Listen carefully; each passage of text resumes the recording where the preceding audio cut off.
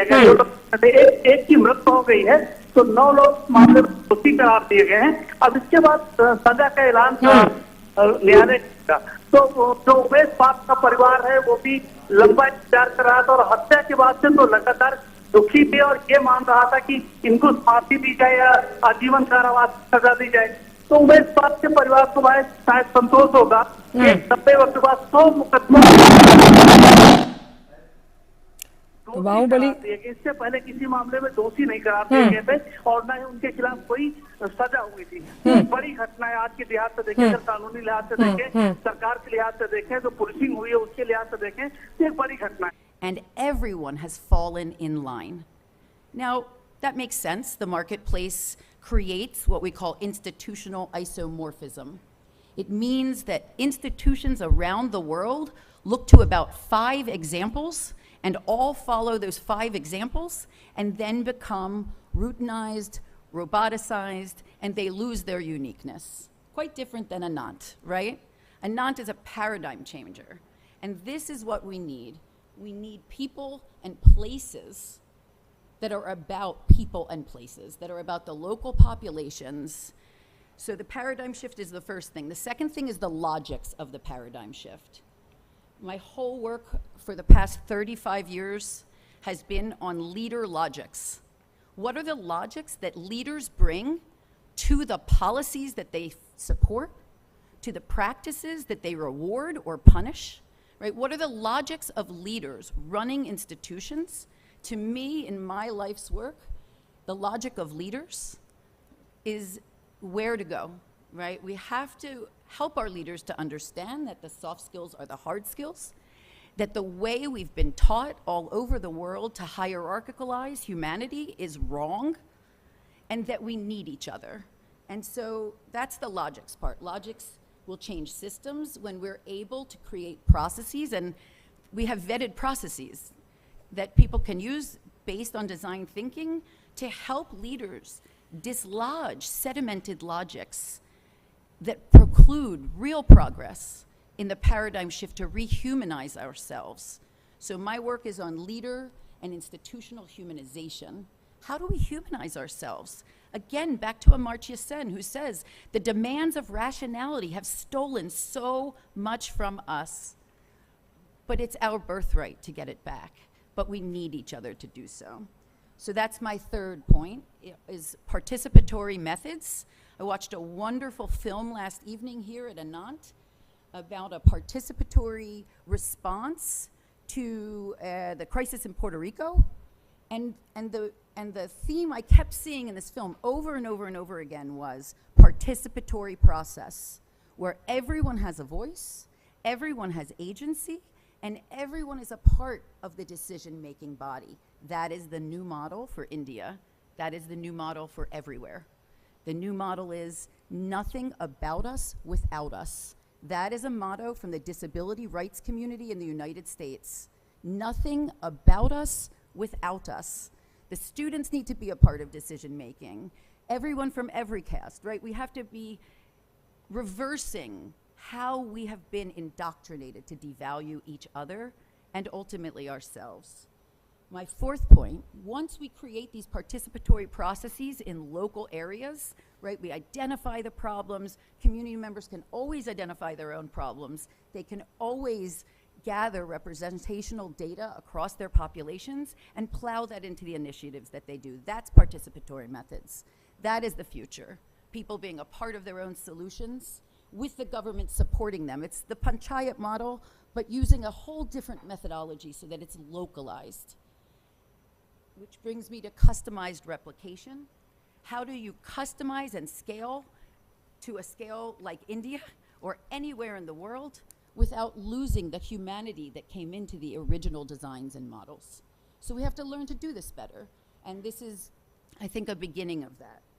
And finally, I'll return to logics, which undergird everything.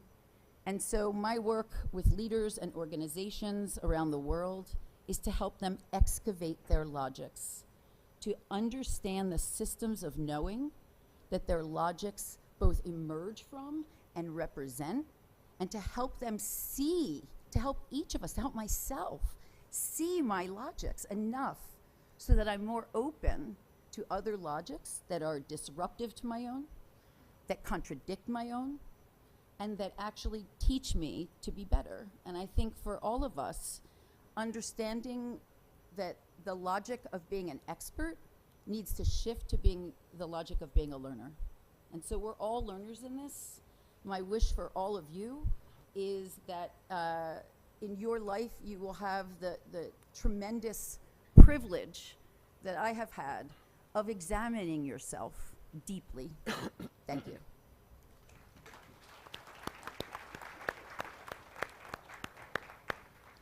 Thank you, Sharon. There's a lot to take in there, from leadership to logic to purpose to inclusivity, and I'm sure that gives lots of food for thought for the sessions to come. Can I now go to Stavros? Veda, is it okay if you go last? We'll come back to you. Stavros, if you could talk about how you think education is changing and what you would say about reimagining based on all of the great work that WISE has been doing over the years. Yeah. Over to you. Thank you. It's working. It's working, great. Well, it's first of all a privilege to be here with His Excellency the Minister and all the other distinguished panelists. So my organization was tasked about 14 years ago to think about how innovation can play a part in transforming education. And so our tagline is building the future of education through innovation. And so addressing a topic like the future of learning is very apropos to what we do. I always begin remarks on the future with stating the somewhat obvious, which is that the future is by definition uncertain. And therefore, when we think about how we adapt our systems to future-proof them, to use a term that is fashionable, I like to think about principles that we ought to incorporate in thinking about how we structure these systems. And I'll offer three ideas that I think we should incorporate in our deliberations. The first, and I was very encouraged to hear the minister talk about brain development. I've long argued that there isn't enough science going into the practice of teaching and learning. We haven't done enough to understand how the brain learns, when it learns, and what are the best conditions within which teaching and learning can take place. And so I think, as we look ahead to the future of learning, I think it's incumbent upon us to incorporate more and more science and neuroscience in particular into the solutions that we propose. The second, which shouldn't maybe come as a surprise since we're at a design university, is to also think about how do we apply design thinking to how we teach and learn. And by that I mean, how do we create systems that allow for prototyping, that allow for experimentation, that allow, dare I say, for failing, but then can quickly recover and can quickly adapt to changing needs, changing circumstances. And my last point is, and again, I think I'm echoing the minister here a little bit, in being prepared to allow for the existence of multiple pathways to success in teaching and learning.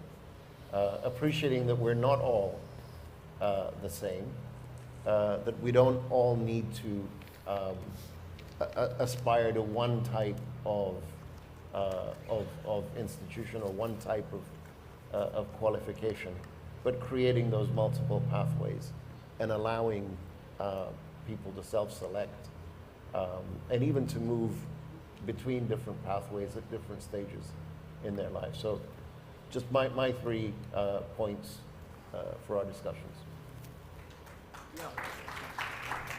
Thank you, Stavros. That actually builds very nicely on some of the points made earlier. Particularly, I love your idea of multiple pathways. We've tried to actually incorporate that a lot into the innovation that we've done at Anant.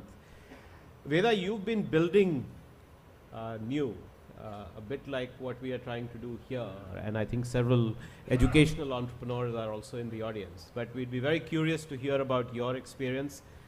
We are all excited about what's happening in Africa, so we always look not just to the West, but also to the experiments going on there. Lots of African students coming to study in India now, which is a new trend. So we'd love to hear, we've heard a lot about the African Leadership University, so over to you. Thank you. Thank you very much for having me. It's such a pleasure to be here. I was dreading the heat around this time of the day, but this AC is keeping it really, really cool in this room, so I'm very excited about that. It's been so insightful already being here since morning. We're using very similar language of innovation, whether it's here in the room, in the context of India, or the colleagues that are in the room.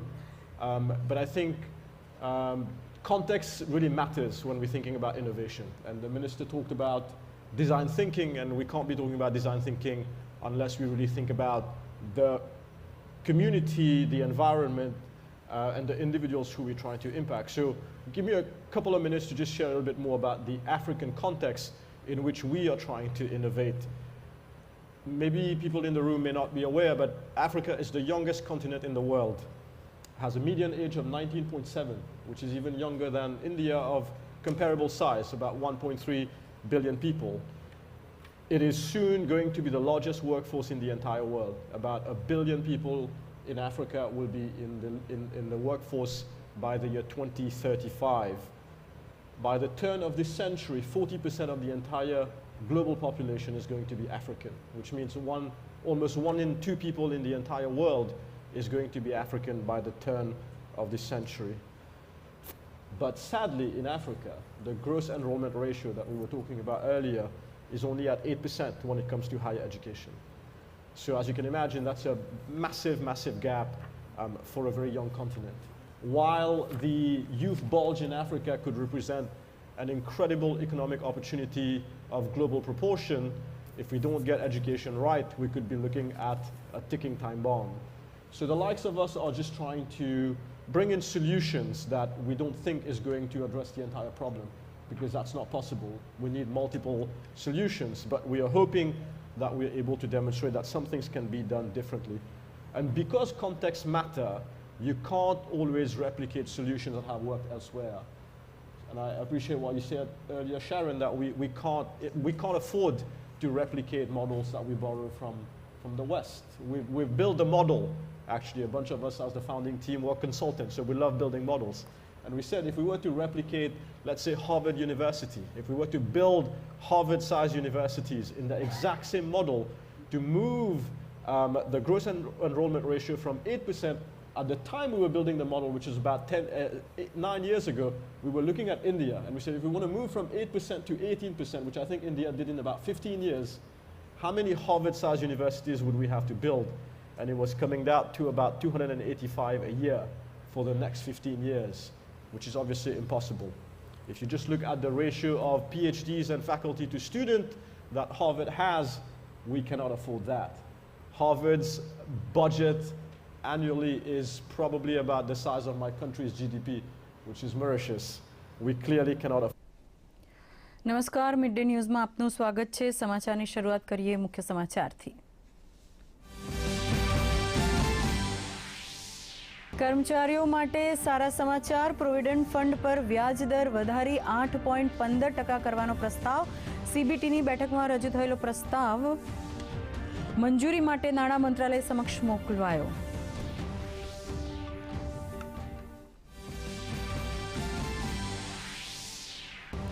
સંસદના બંને ગૃહમાં આજે પણ વિપક્ષનો હોબાળો. રાજ્યસભા અને લોકસભાની કાર્યવાહી બપોરે 2 વાગ્યા સુધી સ્થગિત. આજે રાજ્યસભામાં 2 મહત્વના વિધેયક કરાશે રજૂ.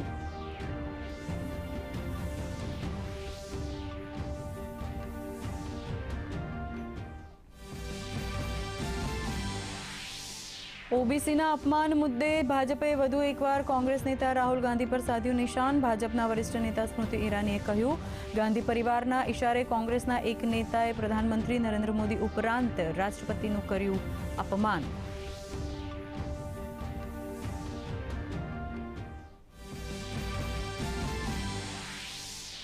દિલ્હીમાં મળી ભાજપની સંસદીય દળની બેઠક. ભાજપની સરકારને નવ વર્ષ પૂર્ણ થવા પર 6 એપ્રિલથી 14 એપ્રિલ સુધી ભાજપ સામાજિક ન્યાય સપ્તાહની કરશે ઉજવણી. 15 મેથી 1 મહિનો સુધી સરકારી યોજનાઓને જનજન સુધી પહોંચાડવા સાંસદોને પ્રધાનમંત્રી નરેન્દ્ર મોદીનું સૂચન.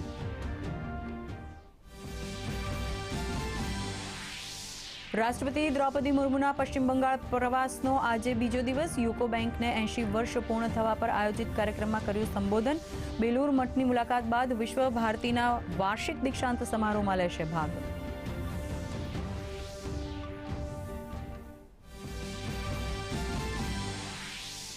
ઉમેશ પાલ અપહરણ કેસમાં બાહુબલી નેતા અતિક અહેમદ દોષિત કરાર. ઉત્તર પ્રદેશના પ્રયાગરાજની એમપી એમએલએ કોર્ટે અતિક અહેમદ તેના ભાઈ સહિત 10 આરોપીઓને દોષિત ઠેરવ્યા.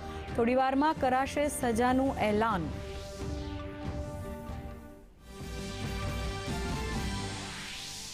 ગાંધીનગરમાં G20 બેઠકનો આજે બીજો દિવસ. પર્યાવરણ અને આબોહવાના વિષય પર G20ના સભ્ય દેશો સાથે 11 આમંત્રિત દેશોના પ્રતિનિધિઓ કરી રહ્યા છે ચર્ચા. આજે વહેલી સવારે વિવિધ દેશના પ્રતિનિધિઓએ કર્યો યોગ.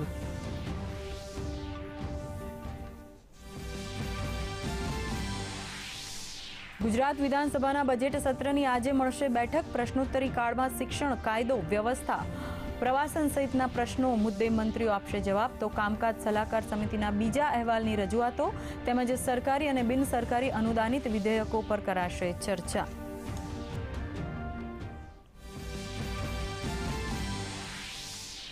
ઇઝરાયેલના પ્રધાનમંત્રી બેન્જામિન નેતન્યાહુએ આગામી સંસદના સત્ર સુધી પરત ખેંચ્યું વિવાદિત ન્યાયિક સુધારા બિલ. ઇઝરાયેલના સૌથી મોટા ટ્રેડ યુનિયને હડતાલ પરત ખેંચવાની કરી જાહેરાત. ઇઝરાયેલના નિર્ણયને અમેરિકાએ પણ આવકાર્યો.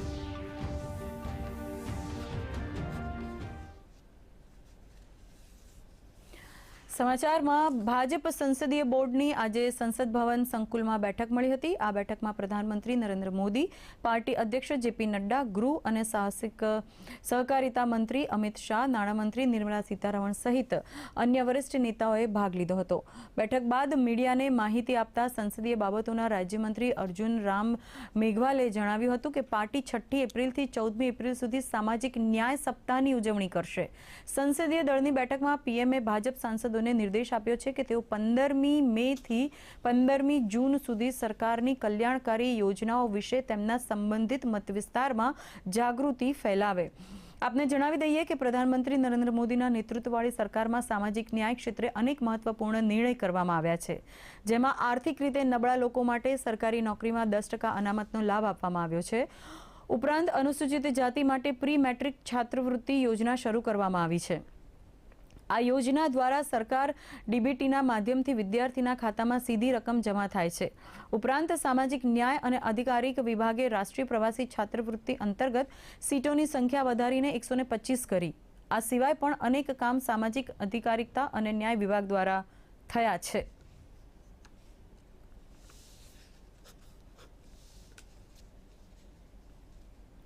સંસદના બંને ગૃહમાં વિપક્ષના સભ્યોએ આજે પણ હોબાળો કર્યો હતો, જેથી રાજ્યસભા અને લોકસભાની કાર્યવાહી બપોરે 2 વાગ્યા સુધી સ્થગિત કરવાની ફરજ પડી હતી.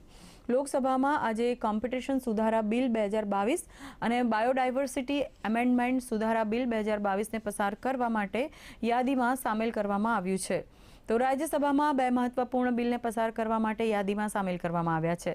બંધારણના 2 સંશોધનોથી છત્તીસગઢ અને હિમાચલ પ્રદેશમાં અનુસૂચિત જાતિની યાદીમાં સુધારાનો મુદ્દો સામેલ છે. ઉલ્લેખનીય છે કે લોકસભા આ બંને બિલ પાસ કરી ચૂકી છે. ભારતીય જનતા પાર્ટીએ કોંગ્રેસ નેતા રાહુલ ગાંધી પર ઓબીસી સમુદાયના અપમાન કરવા પર એકવાર ફરી નિશાન સાધ્યું છે. ભાજપ નેતા સ્મૃતિ ઈરાનીએ કહ્યું કે રાહુલ ગાંધીએ રાજનૈતિક વિરોધ અને મતભેદોની વચ્ચે પીએમ મોદીના અપમાનને દેશના અપમાનમાં બદલી દીધું છે. સ્મૃતિ ઈરાનીએ કહ્યું કે રાહુલ ગાંધીએ પીએમ મોદીની છબી ઉપર પ્રહાર કરવા માટે દેશ વિદેશ જ નહીં પરંતુ સંસદમાં પણ માત્ર જૂઠ્ઠા જ નિવેદન આપ્યા છે. ઉપરાંત તેમણે જણાવ્યું કે ઓબીસી પર અભદ્ર ટિપ્પણી કરી છે અને આ સાથે કોંગ્રેસ નેતૃત્વએ રાષ્ટ્રપતિનું પણ અપમાન કર્યું છે. नरेंद्र मोदी ने स्वयं गांधी खानदान से कहा कि आप चाहे मेरा कितना भी अपमान कर ले लेकिन राष्ट्र का अपमान ना करें. अपनी पॉलिटिकल बौखलाहट में, अपनी पॉलिटिकल फ्रस्ट्रेशन में राहुल गांधी का मोदी के प्रति विष देश के प्रति अपमान में परिवर्तित हो चुका है. એસોચેમના વાર્ષિક સમારોહમાં ગૃહ અને સહકારિતા મંત્રી અમિત શાહ ઉપસ્થિત રહ્યા હતા. પોતાના સંબોધનમાં અમિત શાહે કહ્યું કે પીએમ મોદીના નેતૃત્વમાં દેશ પ્રગતિની રાહ તરફ આગળ વધી રહ્યો છે. અમિત શાહે કોરોનાના કાળનો ઉલ્લેખ કરતા જણાવ્યું કે આજે સમગ્ર વિશ્વ એ વાત સ્વીકારી રહ્યું છે કે કોરોના મહામારીનો સામનો ભારતે મજબૂતીથી કર્યો છે.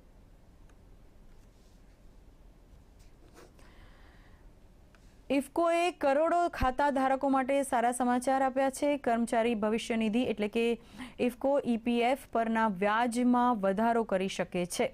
કર્મચારી ભવિષ્ય નિધિ સંગઠને નાણાકીય વર્ષ 2022 અને 23 માટે ઈપીએફ ખાતા ધારકો માટે 8.15% વ્યાજ દર આપવાનો નિર્ણય કર્યો છે. અત્યાર સુધી 8.10%ના દરે વ્યાજ ચૂકવવામાં આવતું હતું. વ્યાજ દરમાં વધારો કરવામાં આવતા 6 કરોડથી વધુ ઈપીએફ ખાતા ધારકોને ફાયદો થશે. સેન્ટ્રલ બોર્ડ ઓફ ટ્રસ્ટી એટલે કે સીબીટી દ્વારા વ્યાજ દરો વધારવાનો પ્રસ્તાવ કર્યો છે. આ પ્રસ્તાવ પર હવે નાણાં મંત્રાલય નોટિફિકેશન બહાર પાડી વ્યાજ દરમાં વધારો લાગુ કરશે. ઇફકો બોર્ડની 2 દિવસીય બેઠક 27 માર્ચે શરૂ થઈ હતી અને આ બેઠકમાં વ્યાજ દરમાં વધારો કરવાનો પ્રસ્તાવ કરવામાં આવ્યો હતો. રાષ્ટ્રપતિ દ્રૌપદી મુર્મુ પશ્ચિમ બંગાળના 2 દિવસના પ્રવાસે છે. આજે બીજા દિવસે રાષ્ટ્રપતિએ યુકો બેંકના 80 વર્ષ પૂર્ણ થવા પર કોલકાતામાં આયોજિત સમારોહમાં સંબોધન કર્યું હતું. બપોર બાદ તેઓ બેલુર મઠની મુલાકાત લેશે અને ત્યારબાદ વીરભૂમ જિલ્લામાં વિશ્વ ભારતી વિશ્વવિદ્યાલયના વાર્ષિક દીક્ષાંત સમારોહમાં હાજરી આપશે. તો ગઈકાલે રાષ્ટ્રપતિએ કોલકાતામાં નેતાજી ઇન્ડોર સ્ટેડિયમમાં આયોજિત નાગરિક સન્માન કાર્યક્રમમાં પણ ઉપસ્થિત રહ્યા હતા. इस उपलब्धि के लिए यूको बैंक परिवार के सभी पूर्व और वर्तमान सदस्यों को मैं बहुत बहुत बधाई देती हूँ. आज जब हम इस अवसर पर एकत्रित हुए हैं तो मुझे दूरदृष्टा उद्यमी श्री घनश्याम दास बिरला जी का स्मरण कर रही हूँ और उनको नमन करती हूँ, जिन्होंने जनता की सेवा करने की दिशा में कार्य करे मिशन के साथ इस बैंक की स्थापना की थी. मैं इस बैंक के सभी पूर्व और वर्तमान कर्मचारियों को कड़ी मेहनत और समर्पण की प्रशंसा करती हूँ. જામિયા હિંસા મામલે દિલ્હી હાઈકોર્ટે શરજીલ ઇમામ સહિત 8 આરોપીઓને દોષી જાહેર કર્યા છે, જ્યારે 2ને નિર્દોષ જાહેર કર્યા છે. દિલ્હી હાઈકોર્ટે વિભિન્ન એક્ટ હેઠળ આ 9 શખ્સના આરોપ નક્કી કર્યો છે. ઉલ્લેખનીય છે કે આ પહેલા સાકેત કોર્ટે બધા જ 11 આરોપીને મુક્ત જાહેર કર્યાનો આદેશ આપ્યો હતો, પરંતુ આ નિર્ણય બાદ દિલ્હી પોલીસે કોર્ટમાં ફરી અરજી કરી હતી. આ બાદ આ અરજી પર સુનાવણી કરતા દિલ્હી હાઈકોર્ટે 9 લોકોને દોષિત જાહેર કરીને અલગ અલગ ધારા હેઠળ દોષી જાહેર કર્યા છે, જે અંતર્ગત દિલ્હી હાઈકોર્ટે શરજીલ ઇમામ, આસિફ ઇકબાલ, તન્હા, સુરફા જગરર એમ કુલ 9 લોકો પર ફરિયાદ નોંધાયેલી હતી.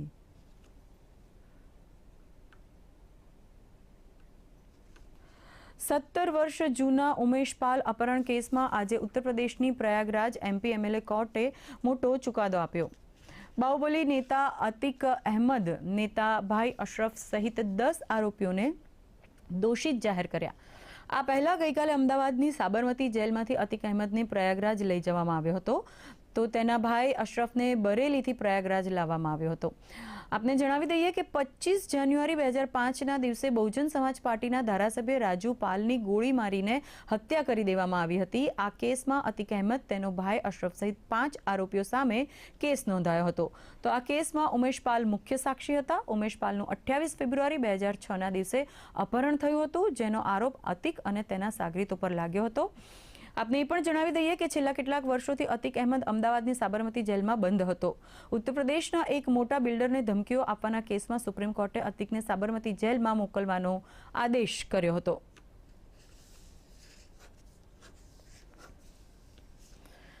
ભારતની G20 અધ્યક્ષતા હેઠળ પહેલી વ્યાપાર અને રોકાણના કાર્ય સમૂહની બેઠક આજથી મુંબઈમાં શરૂ થશે. આ 3 દિવસીય બેઠક દરમિયાન વૈશ્વિક વ્યાપાર અને રોકાણમાં તેજી લાવવાના હેતુથી સદસ્ય દેશો, આમંત્રિત દેશો, આંતરરાષ્ટ્રીય સંગઠનોના 100થી વધુ પ્રતિનિધિ ચર્ચામાં સામેલ થશે. બેઠકના પહેલા દિવસે આજે વ્યાપાર મુદ્દે એક ડિબેટનું પણ આયોજન કરવામાં આવ્યું છે. ડિબેટમાં વ્યાપારમાં નાણાંની કમીને દૂર કરવા માટે બેંકોની ભૂમિકા તેમજ વિકાસ અને સમૃદ્ધિ માટે વૈશ્વિક મૂલ્ય શૃંખલાના નિર્માણ મુદ્દે તેમજ TIWGની પ્રાથમિકતા મુદ્દે વિચાર વિમર્શ કરવામાં આવશે. વાણિજ્ય ઉદ્યોગ મંત્રી પિયુષ ગોયલ બુધવારે TIWGની બેઠકનું ઉદ્ઘાટન કરશે. આ બેઠકમાં દક્ષિણ અમેરિકા અને દક્ષિણ આફ્રિકા અને એશિયાની વિકાસમાં ભાગીદારી વધારવા અને રોકાણના વિશે મંથન થશે.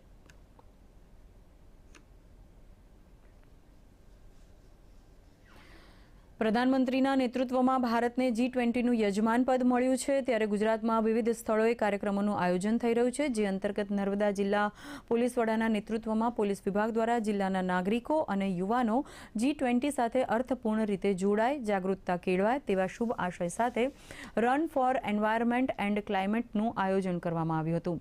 આ રન કાલાઘોડા સર્કલથી સૂર્ય દરવાજા સુધી યોજાઈ હતી, જેમાં જિલ્લા પોલીસ વિભાગના અધિકારીશ્રીઓ, કર્મચારીઓ, GRD સભ્યો, હોમગાર્ડ, NCC કેડેટ સહિત મોટી સંખ્યામાં નાગરિકો પણ જોડાયા હતા.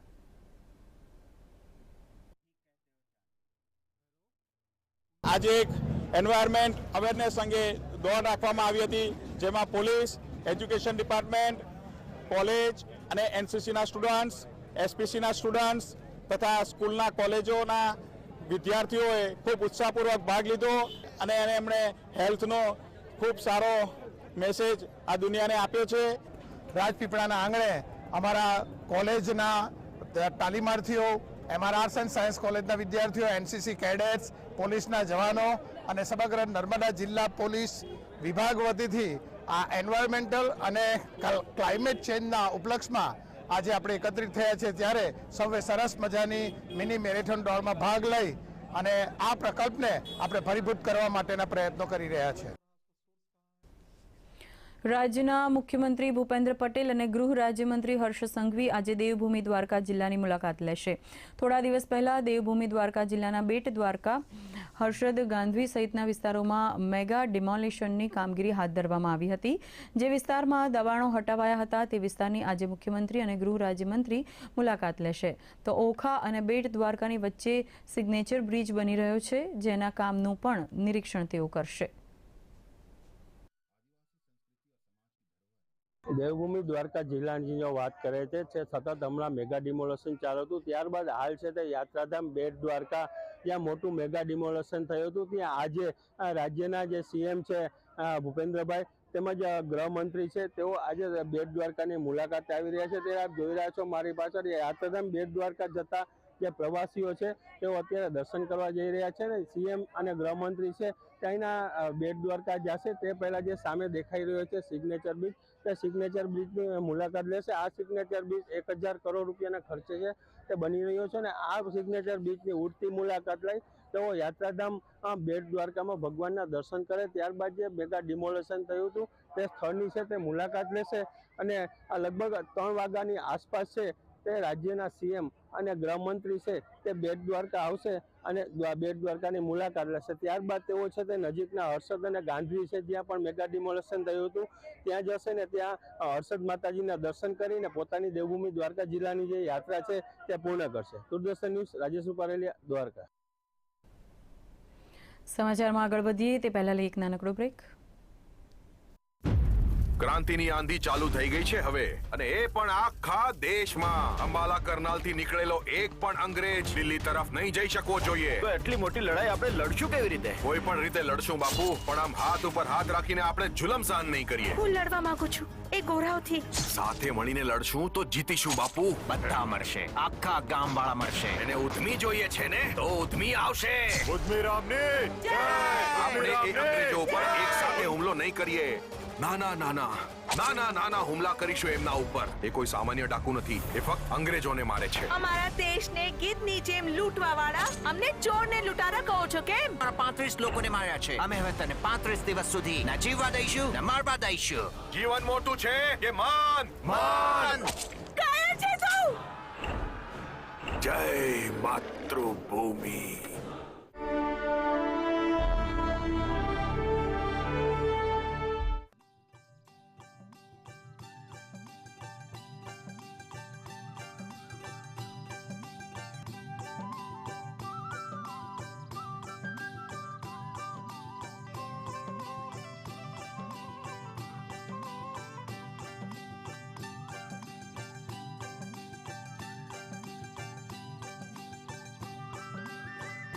કાર્યક્રમ કૃષિ દર્શન ફોન ઇન લાઈવ શુક્રવારે સાંજે 5 વાગે માત્ર ડીડી ગિરનાર પર. Camera action. चुरा लिया है तुमने जो दिल को, नजर नहीं चुराना सनम. क्या करे क्या ना करे ये कैसी मुश्किल है, कोई तो बता दे इसका हल ओ मेरे भाई. दुनिया की बहारें तेरे लिए, चांद सितारे तेरे लिए, जाने अदा.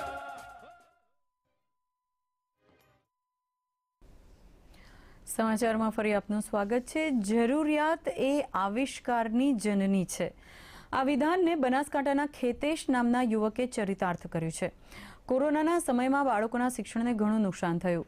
આ દરમિયાન ખેતેશને એક એજ્યુકેશનલ એપ બનાવવાનો વિચાર આવ્યો. ખેતેશે આ વિચારને અમલી કરવા MBAનો અભ્યાસ અધવચ્ચે જ છોડી દીધો અને 5 મિત્રોએ સાથે મળીને આ એજ્યુકેશનલ એપ બનાવવા માટે મહેનત શરૂ કરી. આ એપ દ્વારા આજે બાળકો માત્ર એક ક્લિક પર વિનામૂલ્યે શિક્ષણ મેળવે છે. એડ્યુટર એપ નામની આ એવી એપ્લિકેશન છે જેના થકી આપ ઘરે બેઠા જ એક ક્લિક પર ગુણવત્તાયુક્ત શિક્ષણ મેળવી શકો છો. આ એપ થકી આજે હજારો વિદ્યાર્થીઓ ધોરણ 1 થી 12 સુધીનું વિનામૂલ્યે શિક્ષણ મેળવી રહ્યા છે. અભાવગ્રસ્ત બાળકો માટે ફ્રી ઓફલાઈન એજ્યુકેશન આપતી આ એક અને ઓનલાઈન એજ્યુકેશન આપતી આ એક આશીર્વાદરૂપ સાબિત થઈ રહી છે. ખેતેશે જણાવ્યું કે આ એપનો કોઈ ચાર્જ નહીં હોવાથી આજે દેશભરના લાખો વિદ્યાર્થીઓ વિનામૂલ્યે મોબાઈલ પર એક જ પ્લેટફોર્મ પર ગુણવત્તાયુક્ત શિક્ષણ મેળવી રહ્યા છે. શિક્ષણ જે અફેક્ટ થયું હતું, ખાસ કરીને જે પ્રાદેશિક ભાષાઓમાં જે શિક્ષકો અને બાળકો ભણી રહ્યા છે, ભણાવી રહ્યા છે, તો એમને કનેક્ટ કરતું કોઈ એવું પ્લેટફોર્મ બનાવીએ એવા આઈડિયાથી અમે 2.5 વર્ષ પહેલાં પાલનપુરમાં બનાસકાંઠા ખાતે અમે આ સ્ટાર્ટઅપના આઈડિયા પર કામ કરવાનું ચાલુ કરેલું અને અત્યારે અમે એ સ્તર પર છીએ કે 50,000થી વધારે આખા ઇન્ડિયાના 50,000થી વધારે શિક્ષકો આપણા પ્લેટફોર્મ પર પોતાનું કન્ટેન્ટ બનાવી રહ્યા છે, શૈક્ષણિક સામગ્રી બનાવી રહ્યા છે, જે ગામડામાં ખૂણે બેઠેલો બાળક માત્ર 1 યા 2 ક્લિક પર નિઃશુલ્ક રીતે મેળવી રહ્યો છે. ગુજરાત વિધાનસભાના સત્રમાં પ્રશ્નોત્તરી કાળ ચાલી રહ્યો છે. આરોગ્ય, પરિવાર કલ્યાણ અને તબીબી શિક્ષણ, ઉચ્ચ અને તાંત્રિક શિક્ષણ, કાયદો, ન્યાયતંત્ર, સંસદીય વિભાગના પ્રશ્નોની રજૂઆત કરવામાં આવશે. તો વિપક્ષના સભ્યોએ વિધાનસભા બહાર પ્રદર્શન કર્યું હતું. કોંગ્રેસના સભ્ય કિરણ પટેલના મુદ્દે રાજ્ય સરકાર પર પ્રહારો કર્યા હતા. કોંગ્રેસની માંગ છે કે કિરણ પટેલ મુદ્દે વિધાનસભામાં ચર્ચા કરવામાં આવે. ઉલ્લેખનીય છે કે સત્રમાં પ્રવાસન, સાંસ્કૃતિક, વન, પર્યાવરણ, ક્લાઇમેટ ચેન્જ વિભાગના પ્રશ્નોના જવાબ હર્ષ સંઘવી અને તેમના રાજ્ય કક્ષાના મંત્રીઓ આપશે અને ત્યારબાદ અનુમતિ મેળવાયેલ વિભાગીય અહેવાલોને પણ રજૂ કરાશે. સરકારી અને બિનસરકારી અનુદાનિત વિધેયકો અંગે કાર્યવાહી હાથ ધરી તેના પરના તમામ પાસાઓ આવરીને વધુ માહિતી અને ચર્ચા થશે. એવું આખી દુનિયાએ જે જોયું અને આ મુદ્દાને લીધે ગુજરાતની છબી ખરડાઈ, ગુજરાતની સરકારની છબી ખરડાઈ અને એ મુદ્દાની ચર્ચા કરવા માટે આજે કોંગ્રેસ પક્ષ તરફથી વિધાનસભામાં સભા મોકૂફીની દરખાસ્ત કરી અને ચર્ચા કરવા માટે મુખ્યમંત્રી શ્રી જવાબ આપે એની માગણી કરવાના હતા. 116ની નોટિસો આપવાની હતી, ત્યારે આ સરકાર ચર્ચામાંથી ભાગવા માંગે છે.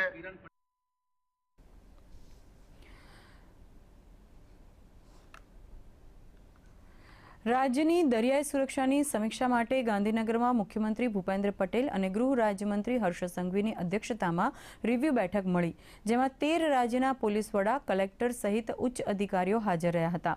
મુખ્યમંત્રી ભૂપેન્દ્ર પટેલે કહ્યું કે દરિયાઈ માર્ગેથી થતી માદક દ્રવ્યોની ઘૂસણખોરી સહિતની રાષ્ટ્ર અને રાજ્ય વિરોધી ગતિવિધિઓ રોકવા રાજ્ય સરકાર સંપૂર્ણ પ્રતિબદ્ધ છે. તેમણે વધુમાં કહ્યું કે રાજ્યના યુવાધનને નશાખોરી, માદક દ્રવ્યોને રવાડે ચડાવનારા તત્વો સામે પોલીસ દળે ઝુંબેશ આદરી છે. તેના ખૂબ સારા પરિણામો મળ્યા છે. તો ગૃહ રાજ્યમંત્રી હર્ષ સંઘવીએ દરિયાઈ માર્ગે થતી ડ્રગ્સની હેરાફેરી રોકવા કોસ્ટગાર્ડ, એટીએસ અને પોલીસની કામગીરીની પ્રશંસા કરી.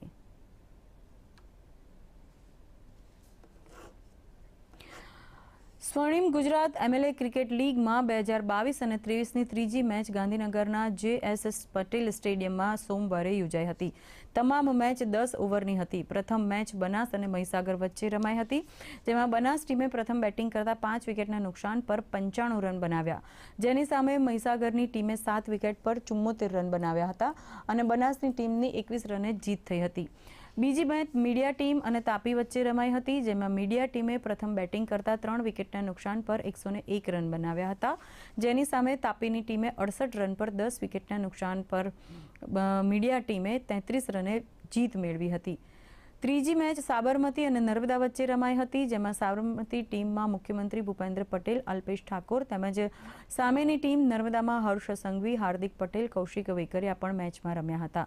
સૌપ્રથમ સાબરમતી બેટિંગ કરતા 84 રન 9 વિકેટના નુકસાને બનાવ્યા હતા, જેના જવાબમાં નર્મદાની ટીમે 85 રન 1 વિકેટના નુકસાન પર બનાવ્યા હતા, જેમાં નર્મદાની ટીમે 9 વિકેટે મેચ જીતી હતી. જેમાં હાર્દિક પટેલે 23 બોલમાં 53 રન, જેમાં 5 સિક્સર અને 4 ચોગ્ગા લગાવ્યા હતા. 2 ઓવરમાં તેમણે 2 વિકેટ પણ લીધી હતી અને હાર્દિક પટેલે મેન ઓફ ધ મેચ બનાવવામાં આવ્યા હતા. રાજ્ય પર ફરી એક વખત માવઠાનું સંકટ તોળાઈ રહ્યું છે. હવામાન વિભાગની આગાહી મુજબ વેસ્ટર્ન ડિસ્ટર્બન્સના પગલે આગામી 5 દિવસ રાજ્યમાં ફરી એકવાર માવઠાની આગાહી કરાઈ છે. આગામી 29, 30 અને 31 માર્ચે સૌરાષ્ટ્ર, કચ્છ અને ઉત્તર ગુજરાતના કેટલાક ભાગોમાં કમોસમી વરસાદની સંભાવના છે. અમદાવાદ, ગાંધીનગર સહિત વિસ્તારોમાં વાદળછાયું વાતાવરણ રહેશે અને તાપમાનમાં પણ 2 ડિગ્રીનો વધારો થવાની હવામાન વિભાગે શક્યતા વ્યક્ત કરી છે.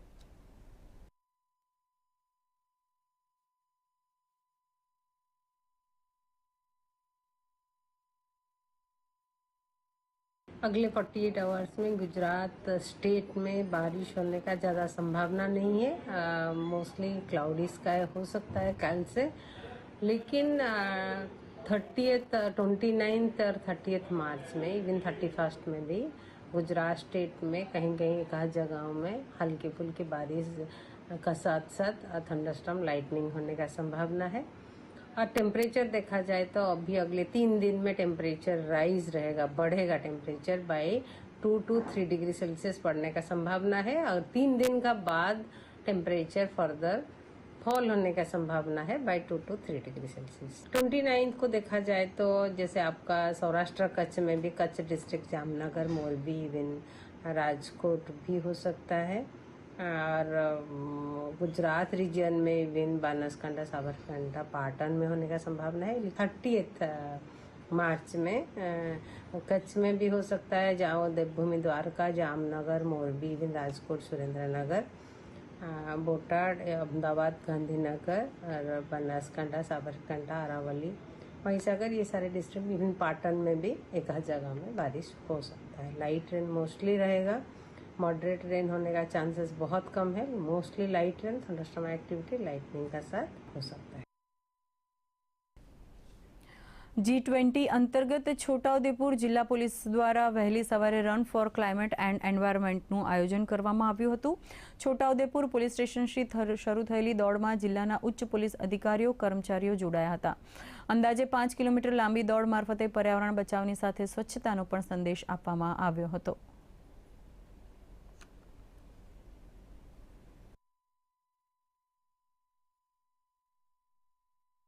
યુવાનોને અમે સંદેશો આપવા માગીએ છીએ કે તમે પણ આવું પોતાની શારીરિક સ્વચ્છતા તેમજ પોતાની મજબૂતાઈ માટે અવેરનેસ થાવ અને G20 એ શું છે, શું કાર્ય કરે છે એ અંગે અમે અહીંયા આગળના ટાઈમમાં છોટાઉદેપુર શહેરમાં જુદી જુદી જગ્યાએ એના બોર્ડ્સ લગાવીશું, તેમજ NCC કેડેટ અને બધા દ્વારા અવેરનેસના જુદા જુદા કાર્યક્રમો ચલાવવામાં આવશે. મોરબી જિલ્લાના ઘૂંટુ પ્રાથમિક આરોગ્ય કેન્દ્રની સુવિધા અને વ્યવસ્થા તેમજ શ્રેષ્ઠ સેવાઓના બદલ પ્રમાણપત્ર આપવામાં આવ્યું છે. ઘૂંટુ પ્રાથમિક આરોગ્ય કેન્દ્રની ગુણવત્તાની દૃષ્ટિએ રાષ્ટ્રીય કક્ષાનું પ્રમાણપત્ર એનાયત કરવામાં આવ્યું છે. શ્રેષ્ઠ કામગીરી અંતર્ગત આ આરોગ્ય કેન્દ્રને નેશનલ ક્વોલિટી એસ્યોરન્સ આપવામાં આવ્યું છે. ઉલ્લેખનીય છે કે કેન્દ્રીય કમિટી દ્વારા આરોગ્ય કેન્દ્રની મુલાકાત લેવામાં આવે છે. કેન્દ્ર સરકારના નિયમ અને શરતો મુજબ આરોગ્ય કેન્દ્રનું મૂલ્યાંકન કરવામાં આવે છે.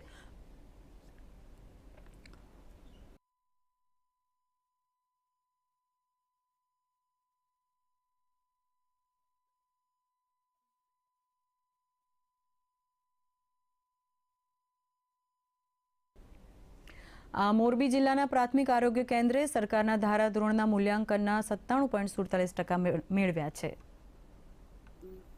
Laboratory, labour room, general administration અને બધા આપણા 11 નેશનલ હેલ્થ પ્રોગ્રામ આ ચેકલિસ્ટ માટે રાષ્ટ્રીય કક્ષાના તબીબી ચેકિંગ માટે આવે છે અને તે જોવે છે અને તે બાદ આ પ્રમાણપત્ર આપવામાં આવેલ છે. મોરબી તાલુકાના મોરબી જિલ્લાના ઘૂંટુ આરોગ્ય કેન્દ્ર પ્રાથમિક આરોગ્ય કેન્દ્ર ઘૂંટુને આ સર્ટિફિકેટ મળેલ છે, જેમાં 93.47% મળેલ છે. અરવલ્લી જિલ્લાના મોડાસા BRC ભવન ખાતે દિવ્યાંગોના ટ્રાયસિકલ વિતરણનો કાર્યક્રમ યોજાયો હતો, જેમાં 30થી વધુ દિવ્યાંગોને ટ્રાયસિકલની સહાય આપવામાં આવી હતી. આ અવસરે અરવલ્લી જિલ્લા સમાજ સુરક્ષા અધિકારી તેમજ અરવલ્લી જિલ્લા સરપંચ મંડળના પ્રમુખ સહિતના આગેવાનો ઉપસ્થિત રહ્યા હતા.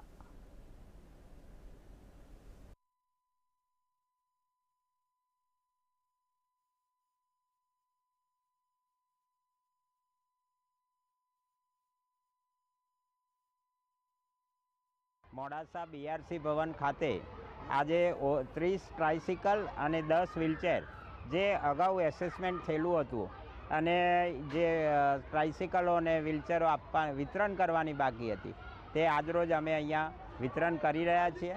તેમાં દરેક લાભાર્થીને અહીંયા ભોજનની વ્યવસ્થા અરવલ્લી ફિઝિકલ હેન્ડીકેપ સંસ્થા દ્વારા કરવામાં આવી છે અને અશ્વિનભાઈ પંડ્યા ચોયલા દ્વારા ભોજનનું દાન કરવામાં આવેલ છે. રાજસ્થાન સરકારે વિધાનસભા પાસે કરેલા રાઇટ ટુ હેલ્થ બિલનો વિરોધ થઈ રહ્યો છે. અમદાવાદ મેડિકલ એસોસિએશનના સભ્યો પણ રાજસ્થાનના તબીબોના સમર્થનમાં આવ્યા છે. અમદાવાદ મેડિકલ એસોસિએશને આ બિલને ગેરબંધારણીય ગણાવ્યું છે. સાથે જ શંકા વ્યક્ત કરી છે કે બિલના અમલમાં આવવાથી ખાનગી આરોગ્ય સેવાઓ અવરોધાશે. એસોસિએશનના સભ્યોએ અમદાવાદમાં કાળી પટ્ટી બાંધીને બિલના વિરોધમાં પ્રદર્શન કર્યું છે.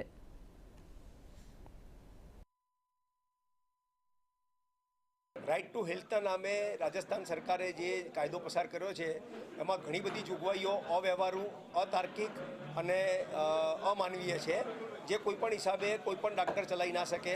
અને જો આ બિલને સરકાર ઇમ્પ્લિમેન્ટ કરશે તો પ્રાઇવેટ સેક્ટરમાં જે ગુણવત્તાભરી સર્વિસો મળે છે દર્દીઓને, જે 65% જેટલી છે દેશની સેવાઓના, એનો મૃત્યુઘંટ વાગી જશે. એટલે અમારી વિનંતી છે સરકારને કે આ જે અતાર્કિક અને અતર્કસંગત તો અત્યારે સમાચાર બુલેટિન અહીં સંપન્ન કરી રહ્યા છીએ. નમસ્કાર.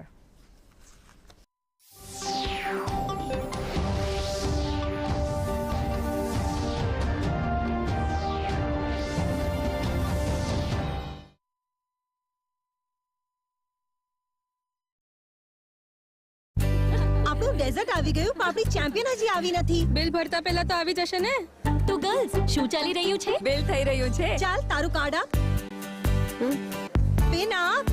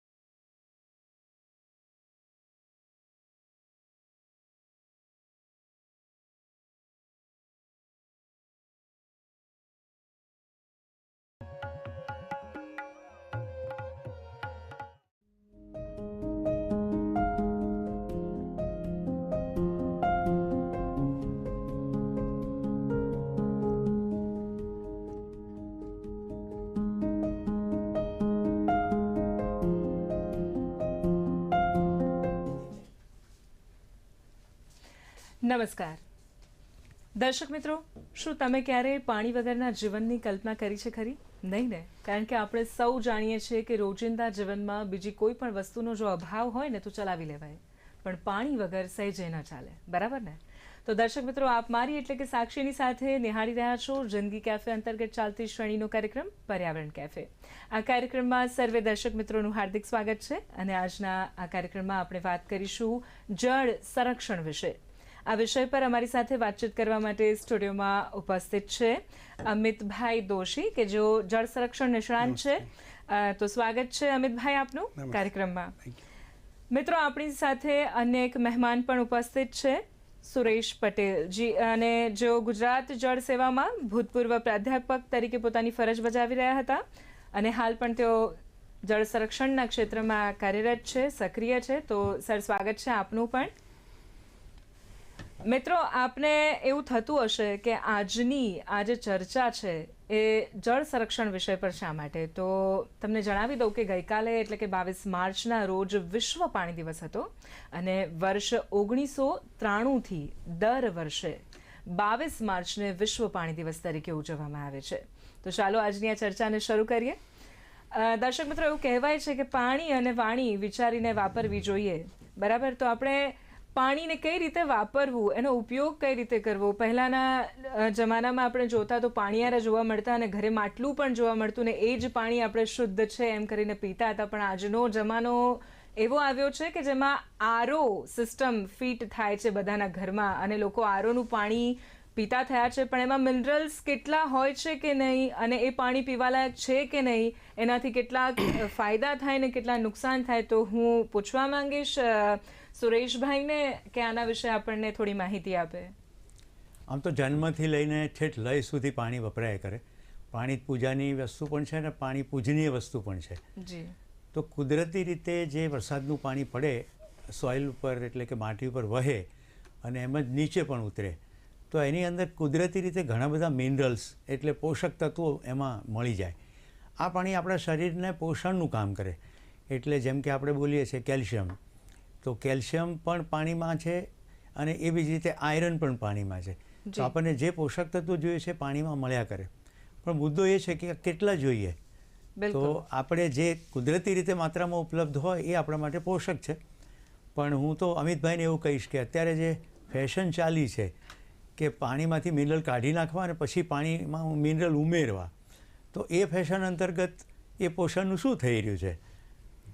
જી બિલકુલ. એટલે કે હવે જે ટ્રેન્ડ ચાલી રહ્યો છે, જેમ કહ્યું કે જે પહેલાંનું હતું એ પાણી શુદ્ધ જ હતું અને ત્યારે લગભગ એટલા રોગ પણ કોઈને નહોતા થતા અને છતાંય એ પાણી શુદ્ધ છે એમ કરીને પીવામાં આવતું હતું. અને મનુષ્ય માટે પાણી તો ખૂબ જ મહત્વનું છે અને પશુ પક્ષીઓ માટે પણ, પર્યાવરણ માટે પણ. પાણી વગર તો આપણે કલ્પના જ ન કરી શકીએ, કોઈ પણ જીવની કલ્પના ન થઈ શકે. તો મનુષ્ય માટે જ્યારે તાજા પાણીનો સ્ત્રોત જે છે, પીવાલાયક પાણી છે, માત્ર ને માત્ર 3% એનો સ્ત્રોત ઉપલબ્ધ છે, ત્યારે આપણને પ્રશ્ન થાય કે આટલું બધું જે પાણી છે પૃથ્વીના 3 ભાગમાં પાણી જ ફેલાયેલું છે અને આપણે એક જ ભાગમાં આપણે જીવીએ છીએ, જ્યારે એના પર મનુષ્યનું જીવન છે, પશુઓનું જીવન છે, પણ જ્યારે 3% જ પાણી પીવાલાયક છે, તો આ પાણીની જે સમસ્યા છે એને દૂર કરવા માટે કેવા પ્રકારના ઉપાયો કરી શકાય? તો હું અમિતભાઈને પૂછવા માંગીશ કે શું કરી શકાય આના માટે સર? એટલે 3% જે ઉપલબ્ધ પાણી છે એમાં પણ આપણે ગ્લેશિયર્સ, હિમ અને પર્વતો પરના જો સ્ત્રોતને બાદ કરીએ તો માત્ર 1.6%, 2%થી પણ ઓછું ભૂગર્ભ જળ મનુષ્યને અને બીજા જીવો માટે, એમના સર્વાઈવલ માટે, એમના જીવન માટે ઉપલબ્ધ છે. જી સર, તમે ભૂગર્ભ જળની વાત કરી કે આકાશી અમૃત એટલે વરસાદ આપણે જેને કહીએ છીએ, તો જળ સંગ્રહ પણ આપણા માટે એક ઉત્તમ વિકલ્પ કહી શકાય. તો જ્યારે જળ સંગ્રહની વાત આવે તો એનો સંગ્રહ કઈ રીતે કરી શકાય, એ આપણને ઉપયોગી કઈ રીતે થઈ શકે, એના વિશે થોડી માહિતી આપશો. એટલે વરસાદ એટલે પાણીનો આત્મા જેને કહેવાય. જી. વરસાદ એટલે પાણીનો મૂળ સ્ત્રોત, પાણીનો જન્મ જ્યાંથી થાય એને વરસાદ કહેવાય. બિલકુલ. જ્યારે આટલું શુદ્ધ, સાત્વિક, હેલ્ધી અને પવિત્ર પાણી આપણને પરમાત્મા તરફથી ફ્રીમાં મળતું હોય તો શા માટે પહેલાં તો એ પાણીને આપણે વહેવા દઈએ? એ પાણીને સામાન્ય રીતે આપણી અલગ અલગ જગ્યાઓ પર, આપણા અગાશી ઉપર, આપણા આંગણામાં અલગ અલગ જગ્યા પર પાણી આપણને મળે તો એ પાણીને આપણે કેપ્ચર કરીએ, એને કલેક્ટ કરીને, એનું ફિલ્ટરેશન કરીને એ પાણીને આપણી નજીકના રિસોર્સમાં આપણે એને સંગ્રહ કરી દઈએ. એટલે ઉદાહરણ તરીકે જો જોઈએ તો એક નાનકડા 1200 સ્ક્વેર ફીટના ધાબા ઉપરથી આપણને 2 ઇંચના 50 mmના વરસાદમાં 6000 લીટર પાણી મળે. આટલું શુદ્ધ સાત્વિક પાણી આપણે એક નાનું ફિલ્ટર યુનિટ લગાવીને આપણી ટાંકીમાં સંગ્રહ કરી લઈએ. આપણી સાથે એક કોલર મિત્ર જોડાયા છે, જયેશભાઈ ગીર સોમનાથથી. જે પૂછી શકો છો આપનો પ્રશ્ન. સર, મારે એ જાણવું છે કે TDS શું છે? આપણે અમારા દરિયાપટ્ટી વિસ્તારમાં ક્ષારનું પ્રમાણ બહુ વધારે હોય પાણીની અંદર. જી અમિતભાઈ જણાવશો આના વિશે કે TDS એટલે શું? TDS એટલે ટોટલ ડિઝોલ્વ સોલિડ. પાણીની અંદર મિશ્રિત થયેલા ઘણા બધા તત્વો જ્યારે ભેગા થઈને એને એવરેજ માપવામાં આવે તો એને ટોટલ ડિઝોલ્વ સોલિડ્સ કહેવાય. આ તત્વોની શરીરને સામાન્ય રીતે જરૂર હોય છે, પણ એની માત્રા જો શરીરની જરૂરિયાતવાળી માત્રા કરતાં વધી જાય તો આપણી તંદુરસ્તી માટે એ હાનિકારક સાબિત થતું હોય છે. જેમ કે આયર્ન છે, કેલ્શિયમ છે, ફ્લોરાઇડ છે, આ બધા તત્વોનું પ્રમાણ જો વધી જાય તો એ આપણા શરીરમાં અનેક પ્રકારના રોગો નોતરતા હોય છે.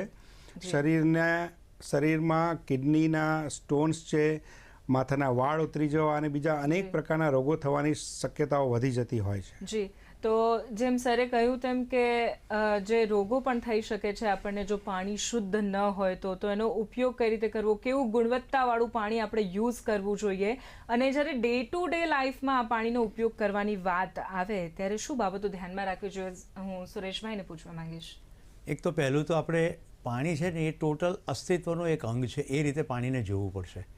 તો કુદરતી રીતે જે પાણી વહી રહ્યું છે એ આપણા ઉપયોગ માટે ખૂબ સુંદર છે, પણ આપણે શું કર્યું કે એક લોભની અંદર ખાડો ખોદતા ગયા, શરૂઆતમાં વીરડા, પછી વાવ, આપણી પાસે ટેકનોલોજી આવી એટલે આપણે બોરવેલ કર્યા. તો સ્થિતિ એવી થઈ કે હવે જેટલું ઊંડા જતા જઈએ એટલે અનનેસેસરી જે સોલિડ્સ છે એ આપણને મળે. જેમ કે મહેસાણા કે લાઠી લીલિયા ક્ષેત્રમાં ફ્લોરાઇડ મળે તો ડેન્ટલ ફ્લોરોસિસ થાય, સ્કેલેટલ ફ્લોરોસિસ થાય, સાંધાના ઘણા બધા રોગો થાય. એટલે સૌથી પહેલો મુદ્દો તો આપણી પાસે જે કુદરતી ઉપલબ્ધ પાણી છે એને સ્ટોર કરવાનું છે, એટલે ધાબા ઉપરવાળું. બીજું જે ઓલરેડી પાણી આપણને સરકારની યોજનાઓ દ્વારા મળે છે એનો આપણે વપરાશ ઉપર ધ્યાન દેવું પડશે. હવે જો હું ફુવારો ચાલુ કરીને અડધો કલાક ગીત ગાતા ગાતા નાહું તો મારે જોઈએ છે 15 થી 20 લીટર પાણી, પણ હું 500 થી 700 લીટર પાણી ગટરમાં વહેવડાવી દઈશ. મને જો ખબર નથી પડતી તો આરઓ પ્લાન્ટનો ઉપયોગ કરીને હું એમાંનું 70-80 થી 90% જેટલું પાણી તો ગટરમાં જતું રહેશે, વધારે પડતા સોલ્ટવાળું. અને જે હવે પાણી વધ્યું એમાં મને જોઈએ ત્યાં મિનરલ નથી, એટલે પછી હું પાછી મિનરલની ટીકડીઓ ખાઈશ. એટલે કન્ઝર્વેશનના સંદર્ભમાં જોઈએ તો જેટલું પાણી ઉપલબ્ધ છે એનો આપણે બહુ વિવેકસભર ઉપયોગ કરવો પડશે. અને એનો વિવેક તો જ આવે કે પાણી કેવળ મારા માટે નથી, પાણી સમગ્ર જીવસૃષ્ટિ માટે છે, અને એમાંય માનવ જાતિ જ્યાં જ્યાં છે ત્યાં બધાને પાણી જોઈએ જ છે. એટલે એક મોટા વોટર બોડીમાંથી પાણી ખેંચીને આપણા ઘર સુધી આવે એ વખતે કેટલી બધી પ્રોસેસ ને શ્રમમાંથી પાણી પસાર થયું છે. હવે આપણે બહુ આસાનીથી જો એને ફેંકી દઈએ કે મિસયુઝ કરીએ તો આ આખી માનવજાતનો અને પ્રકૃતિનો અપરાધ પણ કરીએ છીએ. એટલે આ વિવેકથી પાણીનો ઉપયોગ કરવો જોઈએ. જી સર, જેમ વાત કરી કે વિવેકથી પાણીનો ઉપયોગ કરવો, ત્યારે પાણી જે છે આપણે જે યુઝ કરીએ છીએ એ પાણીનો નિકાલ પણ વ્યવસ્થિત રીતે થાય અને એનું રિસાયકલિંગ પણ થાય. અને રિસાયકલિંગ થાય તો કદાચ જેટલું પાણી આપણા માટે પાણી જેટલું મહત્વનું છે એટલું અન્ન પણ કહેવાય છે કે મહત્વનું જ છે. એટલે આ પાણીનો ઉપયોગ જો આપણે સિંચાઈ માટે કરીએ, રિસાયકલ થયેલા પાણીનો આપણે સિંચાઈ માટે ઉપયોગ કરીએ અને પીવાલાયક બનાવીએ તો આ રિસાયકલિંગની જે પ્રોસેસ છે એ ત્યારબાદ જે પાણી આપણને મળે છે એ પાણી કેટલું અસરકારક કહી શકાય આપણા માટે, અને એનાથી આપણે પાણીને કઈ રીતે બચાવી શકીએ? હું અમિતભાઈને પૂછીશ. કયા પ્રકારના સોર્સના પાણીને આપણે રિસાયકલ કરીએ છીએ એ સોર્સના પાણીને એના અંતર્ગત અલગ અલગ ઉપયોગમાં લઈ શકાય. ધારો કે રિવર્સ ઓસ્મોસિસનું નીકળેલું પાણી જે ખૂબ સોલ્ટવાળું અને સલાઇન પાણી હોય એનો બીજો કોઈ ઉપયોગ ન થઈ શકે, પણ એટલીસ્ટ એને ધોવા માટે, મેન્ટેનન્સના કાર્યો માટે અને સામાન્ય રીતે સાફ સફાઈના કાર્યોમાં લઈ શકાય. એવી રીતે આપણા કિચનનું પાણી છે જેમાં કોઈ ડિટર્જન્ટ નથી આવેલા એવા પાણીને રિસાયકલ કરીને આપણે ગાર્ડનમાં કે ઇરિગેશન પર્પઝથી ઉપયોગ કરી શકાય. જ્યાં આગળ સેફ્ટિક ટેન્ક્સ છે, જ્યાં આગળ શોષ ખાડાનું પાણી છે, આ બધા પાણીને યોગ્ય ટ્રીટમેન્ટ પછી રિસાયકલ કર્યા પછી એને ગાર્ડનિંગમાં અથવા તો ઇરિગેશનના કે ખેતીના પર્પઝમાં લઈ શકાય. એટલે કયા પાણીને આપણે રિસાયકલ કરવું છે એના આધારે એનો ઉપયોગ નક્કી થાય. બરાબર છે. દર્શક મિત્રો, શું તમને ખબર છે કે ભૂગર્ભ જળની જે વાત કરવામાં આવે છે તો ભૂગર્ભ જળનું શોષણ કરવા કરતાં વરસાદી પાણીનો જે સંગ્રહ કરવામાં આવે એમાં ખર્ચ ઓછો થાય છે એવું કહેવાય છે. તો વરસાદી પાણીના સંગ્રહથી ભૂગર્ભ જળ રિચાર્જ થાય છે. તો આ ભૂગર્ભ જળ રિચાર્જ કઈ રીતે થઈ શકે અને તેના કેટલા ફાયદાઓ આપણને મળી શકે, હું એના વિશે આપને પૂછીશ. ભૂગર્ભ જળ ખૂબ સરળતાથી અને ખૂબ સહેલાઈથી આપણે રિચાર્જ કરી શકીએ. આની સામાન્ય શબ્દોમાં વાત કરીએ તો આપણા ઘરમાં રહેલો બોરવેલ, આપણા ઘરમાં રહેલો કૂવો કે આપણા ત્યાં રહેલી ડંકી, એમાંથી જ્યારે આપણે પાણી કાઢીએ છીએ તો એમાં બે પાઇપ હોય છે. એક અંદરની કોલમ પાઇપ હોય અને એક મોટી કેસિંગ પાઇપ હોય. જ્યારે આપણને વરસાદનું શુદ્ધ પાણી ધાબા ઉપર મળે છે તો વરસાદી પાણીની પાઇપ સાથે એક નાનું ફિલ્ટર યુનિટ લગાવી દેવામાં આવે. એનો કચરો સાફ થઈને ચોખ્ખા પાણીને આપણે બોરવેલની કેસિંગ પાઇપ સાથે જોડાણ કરીને બધું જ પાણી આપણે બોરવેલમાં સ્ટોર કરી દઈએ.